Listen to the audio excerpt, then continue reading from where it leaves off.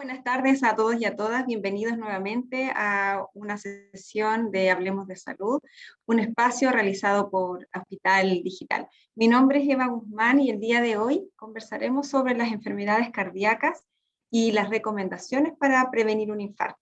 A pocos días de haber iniciado el mes de agosto y considerando como el mes del corazón a nivel mundial, queremos crear conciencia sobre las patologías cardíacas y cómo prevenirlas. Un tema que hoy día afecta a cientos de chilenos, ya que los infartos son la primera causa de muerte en nuestro país. De hecho, el 27% total de las defunciones a nivel nacional son provocadas por esta emergencia médica. Las causas son diversas, sin embargo, según la Organización Mundial de la Salud, el 80% de los infartos agudos al miocardio prematuros podrían ser prevenibles. Para hablar de este tema, hoy nos acompaña la doctora Millaray Arce, residente de Medicina Familiar de la Universidad de Chile. Bienvenida, doctora. Muchas gracias por acompañarnos en esta tarde. Antes de comenzar con la doctora, les recuerdo que el chat ya está disponible para que envíen sus preguntas y comentarios, los cuales serán respondidos por nuestra invitada al final de la conversación. Bienvenida, doctora. ¿Cómo está? ¿Me escucha bien? Hola, buenas tardes. Sí, escucho bien. Muchas gracias por la oportunidad de estar aquí y de poder compartir. Ojalá sea una tarde provechosa para todos y que todos saquen una enseñanza de esta reunión. Bienvenida, doctora. Bueno, para iniciar el día de hoy sobre hablar de un tema muy contingente, muy importante, ¿cierto?, para la salud de muchos chilenos, partiendo por lo más básico, lo más importante, ¿qué es un infarto y por qué se produce? Para poder explicarles esta pregunta sobre qué es un infarto y por qué se produce, les traje un video que me gustaría compartir con todos para explicar de una forma más gráfica y más clara de qué estamos hablando. El infarto al miocardio es la necrosis o muerte de parte del corazón por no recibir suficiente suministro de sangre. Se produce cuando una de las arterias coronarias se obstruye, bloqueando o disminuyendo el flujo sanguíneo al músculo cardíaco. Este bloqueo ocurre cuando el colesterol y otras sustancias se infiltran en la pared interior de una arteria, formando la placa de ateroma. Esta placa se acrecienta y se acumula lentamente durante décadas. Algunas son inestables y se rompen. Cuando se rompe esta placa de grasa, se forma un coágulo que termina de obstruir la arteria por completo. Ya no circula más sangre. Estamos frente a un infarto. El tratamiento más efectivo es la realización de una angioplastía primaria con un implante de stents. Este desobstruye la arteria y el flujo sanguíneo vuelve a ser funcional. Entonces, como explicaba en este video, el infarto es el daño en el músculo del corazón, en el tejido cardíaco, que se produce por la ausencia de sangre hacia este tejido. Y esta ausencia de sangre es por una obstrucción secundaria a una placa de colesterol que va a obstruir estas arterias. Entonces, la falta de oxígeno en el corazón es lo que va a producir muerte de estas células cardíacas. ¿Y por qué se produce? Como mencioné previamente, porque se empiezan a acumular placas de ateroma o colesterol en las arterias que van a llevar sangre hacia el corazón y la van a obstruir. Perfecto, doctora. ¿Existen enfermedades de base o antecedentes previos, ¿cierto?, que podrían hacer más propensos al paciente a sufrir un infarto? ¿Y cuáles, si existen, cuáles son? Si es que nos puede mencionar algunos de ellos. Sí, la verdad es que existen varios antecedentes que pueda tener una persona que podemos llamar factores de riesgo, que hacen que una persona tenga más posibilidades de tener un infarto a futuro. Por ejemplo, está la hipertensión arterial, o que se conoce como presión arterial alta, el colesterol elevado en la sangre, que nosotros le llamamos dislipidemia, el tener antecedentes de tabaquismo, o estar expuestos también al humo del tabaquismo. Por ejemplo, mi pareja fuma dentro de la pieza y por lo tanto yo estoy expuesta al humo que él emite cuando está fumando cigarro. Eso también me convierte en una persona que tiene un factor de riesgo por estar expuesta a este humo de tabaco. Otro factor de riesgo o otra condición que me hace más susceptible a tener un infarto es no hacer actividad física de forma regular. tener una dieta poco saludable, con alto contenido de comida chatarra de forma rutinaria, con alto contenido de azúcares de forma rutinaria, tener antecedentes también de sobrepeso o de obesidad, tener antecedentes de el azúcar elevada en la sangre o de diabetes, o si es que yo sé que en mi familia tengo un hermano, mi papá o mi mamá, que tiene antecedentes de haber tenido un accidente cerebrovascular o un infarto. Y también, ahora último, que estamos en una pandemia producida por COVID-19, también hay estudios que han evidenciado que tener este tipo de infección nos hace más propensos a tener un infarto. Por lo tanto, es importante que si una persona sabe que tiene alguna de estas enfermedades, poder mantenerlas controladas, acudir de forma periódica a sus controles médicos, tomar los medicamentos que correspondan, para así poder disminuir el riesgo que ya padecen a lo mínimo posible. Y en el caso de tener otras enfermedades como el sobrepeso, la obesidad o hábitos como el tabaquismo, ideal suspenderlo también para evitar tener estos factores de riesgo para desarrollar un infarto. Doctora, ¿y cuáles son los principales síntomas de un infarto y si es posible detectarlo a tiempo? Sí, la verdad es que es muy importante que las personas conozcan los síntomas de un infarto, porque eso va a ser lo que va a permitir que sea detectado a tiempo y que por lo tanto tenga el tratamiento para poder evitar las consecuencias más graves producidas por esta muerte cardíaca. Los síntomas van a ser, lo que lo característico es un dolor al pecho. Este dolor al pecho es muy intenso y se caracteriza por ser principalmente de tipo opresivo. ¿Qué se dice? Por ejemplo, que las personas sienten que tiene una pata de un elefante en el pecho que la está presionando y que no se va. Es un dolor continuo. Sin embargo, no todas las ocasiones el dolor del infarto se produce de esta forma, sino que también hay veces en que este dolor va desde la zona cardíaca hacia el hombro, hacia el cuello, hacia la mandíbula, incluso hacia la zona alta del abdomen o hacia la espalda. Y también se puede acompañar de otros síntomas como ganas de vomitar, náuseas, indigestión, dificultad para respirar, tener sudoraciones intensas y súbitas, mareos, desmayos, una fatiga o un cansancio más allá de lo habitual, o una sensación de estar inquieta o estar como muy aprensiva. En general, por ejemplo, estas presentaciones atípicas o que no es lo clásico de un dolor solo en el pecho, se suelen dar en personas diabéticas. Por lo tanto, si una persona tiene antecedentes de el azúcar alta en la sangre, de diabetes, y tiene un dolor que no es solo en el pecho, sino que un dolor constante en la zona alta del estómago, sobre todo, también nos puede estar indicando que estamos frente a un infarto.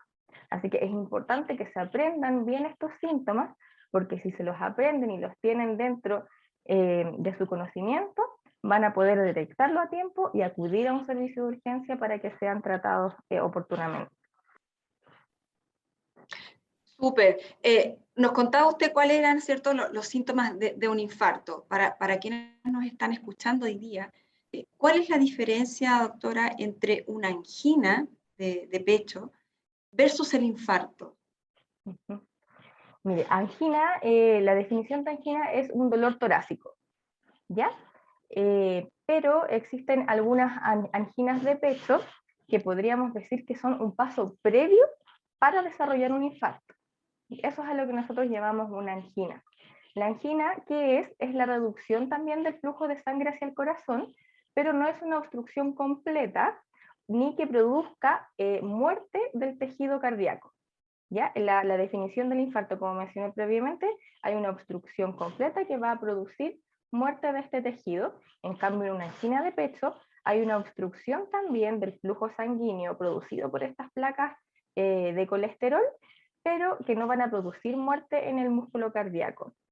Sin embargo, como la arteria está estrecha, es como una manguera que está un poco apretada, cada vez que la persona que tenga esta condición quiera hacer una actividad física o un esfuerzo físico como correr, caminar más rápido o subir la escalera, el corazón va a sentir esta disminución de flujo y por lo tanto va a sentir dolor.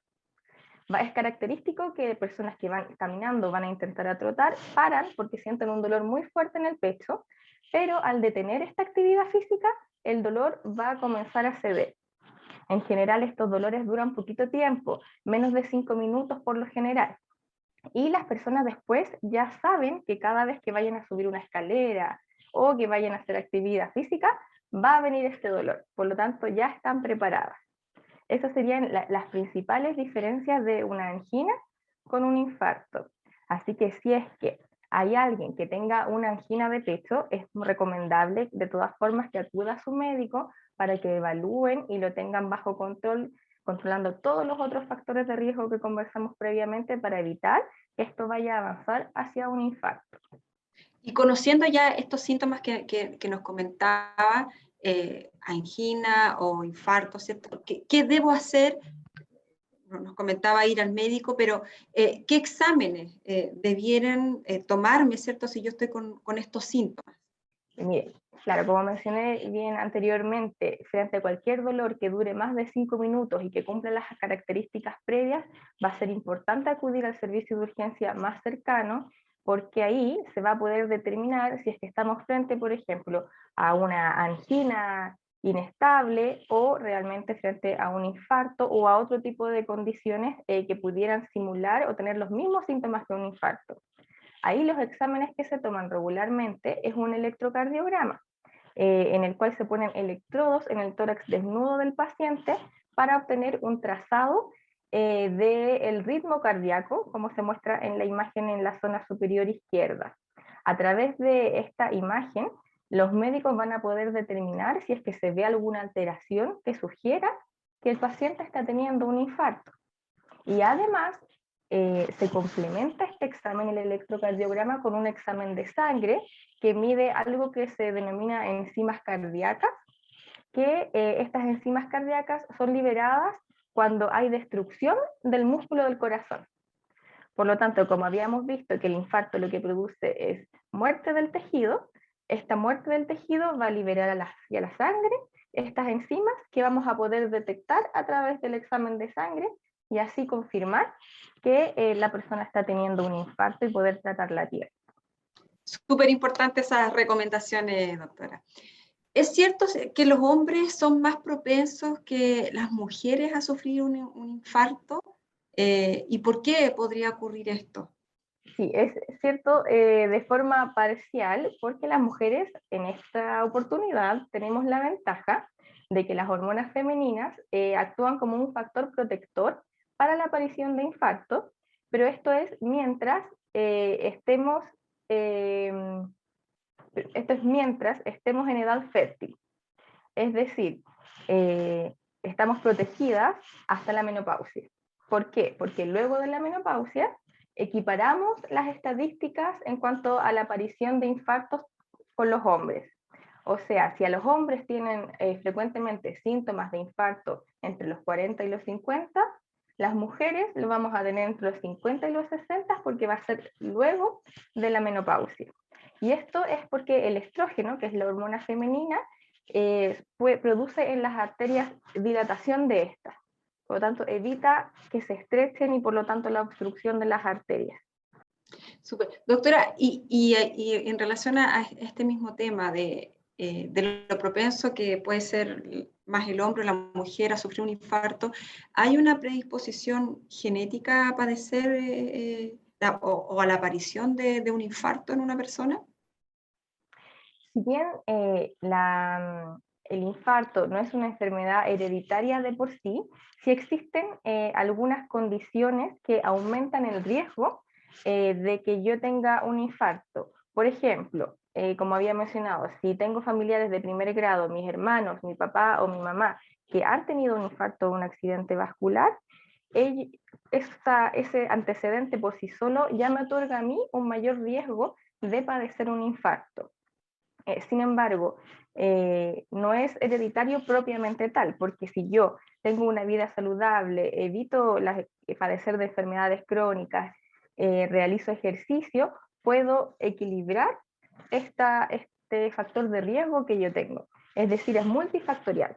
Tenemos factores genéticos, pero también están los factores ambientales que pueden compensar este aumento de riesgo que yo tenía por tener antecedentes familiares.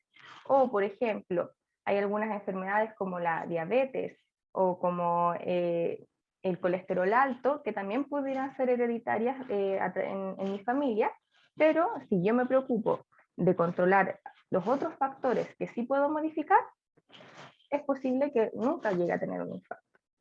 Nos decía usted que una de las cosas importantes es equilibrar ciertos estos factores. En relación a eso, ¿cómo se puede prevenir un infarto? ¿Y qué debemos hacer para evitar, en el fondo, estas emergencias cardiovasculares? Se puede prevenir un infarto y la idea es que todos trabajemos para prevenir este infarto, que compartamos la información y que evitemos que, como usted había mencionado al inicio, hay un 80% de los eventos cardiovasculares que son prevenibles, y esto es a través de hábitos y conductas saludables. Por ejemplo, evitar el consumo de sal, limitarlo ojalá a una cucharadita de té al día, que no sean más de 2 gramos de sal al día. Si tengo la oportunidad de poder elegir los aceites que voy a utilizar, preferir los aceites más saludables, como el aceite de oliva, el aceite de canola o de maravilla, preferir el consumo de frutos secos o de pescados que me van a estar otorgando ácidos grasos saludables. Se recomienda, de acuerdo a la OMS, realizar actividad física al menos 150 minutos a la semana, al menos. Ojalá fueran 300 minutos a la semana. También consumir 5 porciones de entre frutas y verduras al día. Evitar consumir de forma diaria azúcares agregados, como pasteles, queques, tortas, dulces. Si bien uno puede darse la oportunidad de consumir una torta para un cumpleaños, la idea es que no sea una actividad rutinaria dentro de nuestra vida diaria incorporar este tipo de alimentos. Evitar en lo posible el consumo de alcohol, y si es que yo ya tengo el hábito tabáquico, suspenderlo, o si es que tengo algún familiar que fuma dentro de la casa, pedirle amablemente que por favor salga a fumar a un lugar ventilado para evitar exponer a otra persona a este riesgo cardiovascular. En lo posible también dentro de la alimentación, consumir 2 o más veces a la semana pescados, y las carnes rojas limitarlas a 1 o 2 veces a la semana, no más que eso. Así que hay muchas cosas que están en nuestras manos y que sí dependen de nosotros. Como vimos, hay algunos componentes genéticos que a lo mejor no podemos hacer nada para evitarlos, pero hay muchos que sí podemos hacer, que es lo que les acabo de comentar. Así que los invito a todos a tener conocimiento de esto, a difundirlo y a empezar a ponerlo en práctica en la medida que se pueda. Muy importante, doctora. Nos han llegado algunas preguntas al chat y nos preguntan, ¿de verdad sirve la aspirina para prevenir problemas del corazón? La aspirina en general se utiliza como prevención secundaria. Es decir, si es que una persona ya ha tenido un evento cardiovascular, ya ha tenido un infarto o un accidente cerebrovascular, ahí se indica el uso de la aspirina.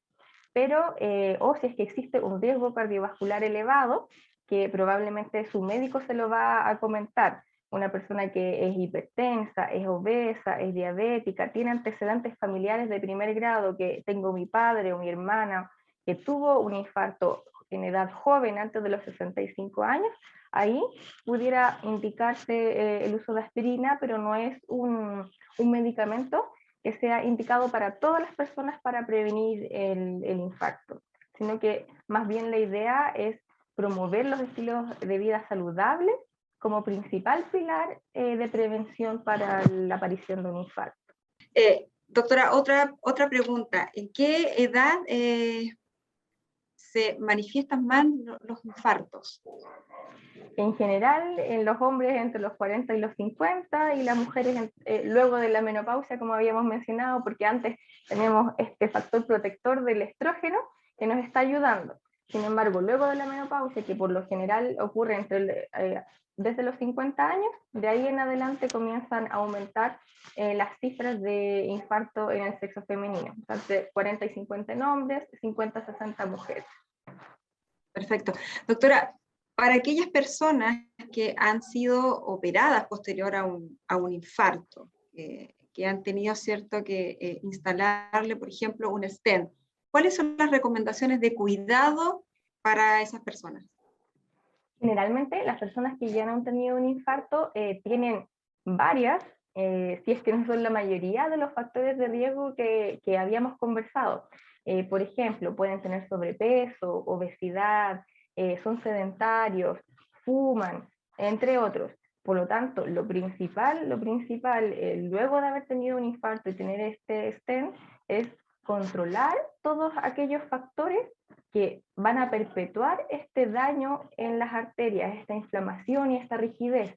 Por lo tanto, los cuidados que tienen que tener va a ser comenzar a realizar actividad física, caminatas 150 minutos a la semana, que sería 2 horas y media a la semana, que la pueden ir repartiendo ojalá de media hora por lo menos al día.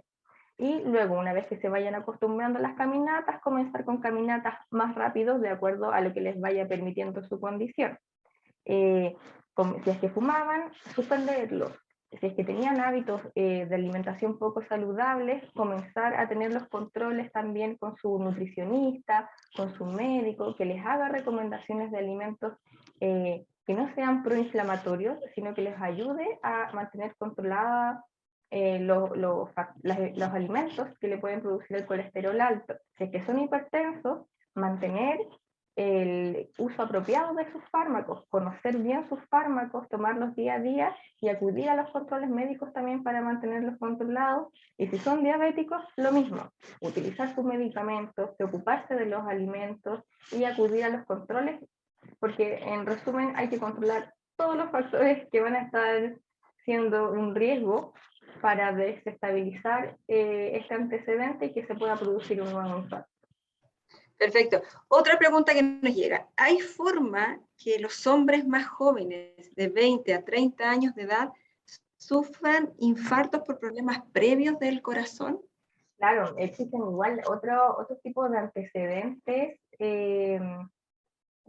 mórbidos, de antecedentes personales, que pueden también hacer más susceptible a una persona a tener un infarto, por ejemplo, que tenga alguna cardiopatía previa, por ejemplo, miocardiopatías dilatadas, que son otras enfermedades que ya se conocen desde la niñez, u otras alteraciones desde el punto de vista cardiovascular, que se conocen previamente y que por lo general se diagnostican en la niñez con el antecedente, por ejemplo, de algún soplo, o de que haciendo actividad física se mareaban y necesitaron algún estudio más completo. Y esas personas claramente van a tener igual más riesgo de tener algún evento cardíaco, sobre todo si es que se le suman estos otros factores externos de obesidad, de malos hábitos de alimentación o de sedentarismo. También, por ejemplo, el consumo de drogas, en el caso de personas más jóvenes, también puede aumentar el riesgo de tener un infarto agudo al miocardio. Por lo tanto, en general, existen componentes que no vamos a poder controlar, por ejemplo, estos posibles enfermedades cardíacas de base, pero siempre van a estar aquellas que sí podamos controlar y que puedan compensar un poco esta balanza. Y nos llega otra pregunta por acá y nos dice, sufrí un infarto, pero ¿qué tan fuerte? Fue tan fuerte que por ahora me prohibieron hacer actividad física. ¿Alguna recomendación para mi rehabilitación? Claro, inicialmente todos los infartos pueden afectar en distinta magnitud a las personas, dependiendo del tiempo con el que se acudió al hospital y de muchos otros factores. Por eso probablemente al paciente que hizo la pregunta no le están permitiendo realizar actividad física por lo pronto. Probablemente luego sí van a comenzar a incorporar actividad física. Si bien la idea es que ella no realice actividad física extenuante, sí podría realizar ejercicios de elongación en su casa para evitar que su musculatura se vaya a atrofiar por estar en reposo en tiempos prolongados. Por ejemplo, mientras esté sentado, estar constantemente levantando y flexionando las piernas, lo mismo con los brazos, extendiéndolos hacia adelante, hacia arriba, hacia los lados, ejercicios que ella pueda tolerar, que no le produzcan un esfuerzo importante a su corazón, pero que sí logren mantener a sus músculos activos para evitar que estos se vayan a desacondicionar y que luego cuando ella quiera volver a hacer actividad física vaya a ser mucho más difícil. Por lo tanto, yo les recomiendo que mientras esté en reposo en su casa o en reposo relativo, de todas formas mantenga una pequeña actividad, a lo menos de elongación y a nivel de sus articulaciones para no perder el acondicionamiento físico basal. Tenemos otra pregunta para acá y nos dice, mi padre es hipertenso y ha sufrido preinfartos. Se cuida mucho, hace actividad física, toma sus medicamentos. ¿Existe alguna otra recomendación para evitar que pueda darle finalmente un infarto? Claro. Si es que él se cuida y que está siguiendo todas sus recomendaciones, puede ser que también estemos frente a alguna enfermedad que no esté dentro de sus manos controlar. Por ejemplo, alguna hipercolesterolemia, que a pesar de que él tenga hábitos saludables, su colesterol a nivel de la sangre esté elevado, o que exista ya a nivel de sus arterias un daño que no se está corrigiendo totalmente con continuar con sus controles médicos y todo. Lo mejor que puede hacer es mantenerse, que no pierda la fe, porque a veces uno dice, estoy siguiendo todo lo que me dicen, me tomo mis medicamentos, y a pesar de esto ya tuve un infarto, pero que no pierda la fe, que mantenga esas recomendaciones, porque hasta ahora no existe algo más que esté en sus manos que él pueda hacer para estar mejor. Yo creo que él, si es que está siguiendo todos esos controles, si es que está haciendo su actividad física, está lo mejor que puede estar. Ay, sí. Otra pregunta que tenemos es, soy hipertensa y tuve una trombosis venosa. Tomo cardioaspirina diariamente. ¿Alguna recomendación para prevenir un infarto? Ella lo que tuvo fue una trombosis venosa, eso se produce a nivel de las venas. El infarto en general se produce a nivel de las arterias. Ella ya está tomando aspirina para prevenir esta aparición de trombos a nivel de las venas, que probablemente esa trombosis fue en las piernas, pero sin duda estar utilizando este medicamento le va a ayudar a prevenir trombos a nivel arterial. Y si es que ella es hipertensa, lo que más le va a ayudar a prevenir la aparición de un infarto va a ser tener los controles al día y mantener su presión dentro de los rangos objetivos, que es que sus presiones estén bajo 140/90, utilizando sus medicamentos. Evitar el consumo de sal, como habíamos mencionado, menos de 2 gramos al día, y tratar de, en lo posible, mantener sus hábitos de alimentación saludable, la actividad física, y tener también un buen vínculo con su médico, cosa de que en caso de que cualquier síntoma precoz o cualquier duda que ella pueda tener con respecto tanto a su antecedente de trombosis o como de su hipertensión arterial, se sienta cómoda en preguntar y avisarle cualquier síntoma extraño que ella pueda estar sintiendo. Eso también es muy importante. Gracias, doctora. ¿Algún breve mensaje que quiera dejarles a quienes hoy día se han conectado a este Hablemos de Salud para ya ir cerrando? Sí, la verdad es que a mí me gustaría invitarlos a todos a que acudan tanto a sus centros de salud familiar, que es su SPAM, que a veces se conocen como consultorios, o a sus centros de salud a los que frecuentan, a realizarse el examen médico preventivo del adulto. Este se realiza todos los años, es gratuito, y en este examen lo que van a poder hacer es detectar a tiempo si es que usted está teniendo cifras de presión arterial elevadas, van a detectar a tiempo si es que usted está presentando el colesterol alto, si es que usted tiene glicemias altas que pudieran estar apareciendo una diabetes. Por lo tanto, este examen nos va a permitir detectar a tiempo todos los factores de riesgo que pueden producir a largo plazo un infarto para tratarlo, evitarlo, y con esto evitar muertes prematuras, evitar infartos con todo el impacto que esto tiene no solo en la persona que lo padece, sino que también en la familia de la persona que tiene un infarto. Así que mi invitación es que todos se acerquen a sus centros de salud, que sientan la confianza de consultar en el caso de que tengan alguna duda, porque los centros de salud familiar están siempre dispuestos a atenderlos a ustedes y en lo posible satisfacer sus necesidades. Así que no se olviden de que no todo es COVID y que es importante siempre estar realizándose estos chequeos anuales para detectar a tiempo cualquier enfermedad incipiente. Muchas gracias, doctora, nuevamente. Le agradecemos, ¿cierto?, por su presentación, por sus recomendaciones y gracias a todos a quienes también se conectaron el día de hoy. Como siempre, el video de esta entrevista estará disponible en los próximos días en nuestro canal de YouTube. Con el link está en pantalla. Les compartimos también nuestras redes sociales para que nos sigan y conozcan nuestras próximas charlas en línea. Y los esperamos para el próximo martes 17 de agosto a las 14 horas, donde hablaremos sobre el COVID-19, cómo prevenir los contagios en los niños y niñas y adolescentes en este retorno a clases. Gracias a todos los que se conectan esta tarde. Gracias nuevamente, doctora. Así es que los dejamos invitados para el próximo martes y que tengan una buena tarde.